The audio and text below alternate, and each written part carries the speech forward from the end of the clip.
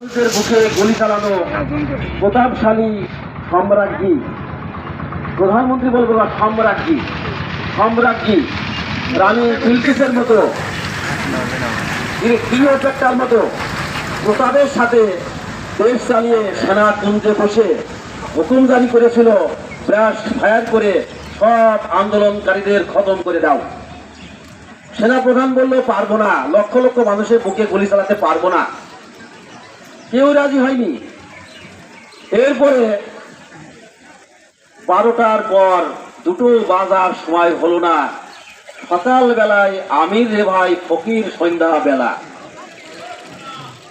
ভারতের হাতছানিতে সেনাবাহিনীর হেলিকপ্টারে বাংলাদেশ থেকে ফকিরের মতো বিদায় নিতে হলো। অথচ 4 দিন মাত্র আগে এদেশের দিকে তৌহিদি জনতার স্পন্দন বাংলাদেশ জামাত ইসলামী, যারা কিনা এদেশের স্বাধীনতা, সার্বভৌমত্ব, ধর্ম, ইমান, আকীদা, সম্পদ এবং মানুষ গড়ার কারিগর এবং এদেশের উন্নয়নের চাবিকাঠি, সত্যের বাহক এবং ধারক জামাত ইসলামীকে মাত্র 4 দিন আগে এবং শিবিরকে 4 দিন আগে নিষিদ্ধ করেছিল। ঠিক বলছি না? 4 দিন আগে নিষিদ্ধ করেছিল যে বাংলার জমিনে জামাত শিবির কথা বলতে পারবে না। তার ভয় কি?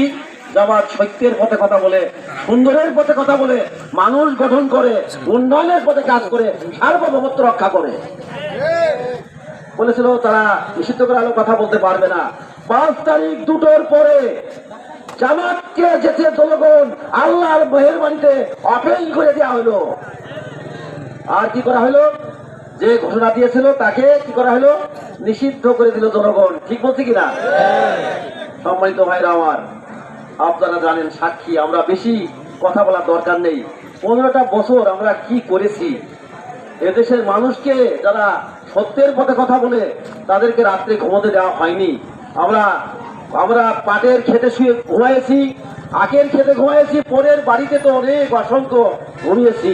আমরা জেলখানায় আমাদের আশ্রয় ছিল, দিনের পর দিন, মাসের পর মাস, বছরের পর বছর আমরা সেই কেসগুলো আমরা ফেস করেছি। সম্মানিত ভাইরা, আমাদের অপরাধ কি ছিল বলেন?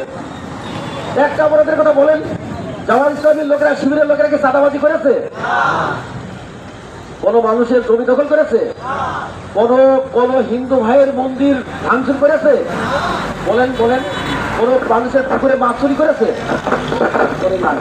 কিন্তু কেন এমনটি হলো? এমনটি হলো এই কারণেই, এই দেশে যদি জামাত ইসলামী এবং শিবিরকে সামনে রাখা যায়, তাহলে ওই রাতের অন্ধকারে ভোটবিহীন ভাবে ক্ষমতায় যে লুটপাটের রাজত্ব করা যাবে। সম্মানিত ভাইরা আমার, এই জন্য তারা এদেশ থেকে